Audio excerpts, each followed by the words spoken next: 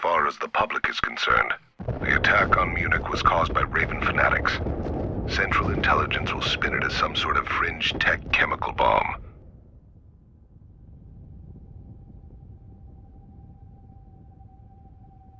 We've canceled the kill order on your operation. You and Devereaux are free to go. As for Fable's group, the matter will be handled internally. Who are they? Devereaux lost his daughter. He deserves to know. They call themselves the Order of Grigori, and we weren't convinced they even existed until yesterday. Things will get a lot messier from here on out. The corrupted fuse may be gone, but the rest is still out there. The Grigori will be on the hunt, and without your team, I'm not confident we'll be able to stop them.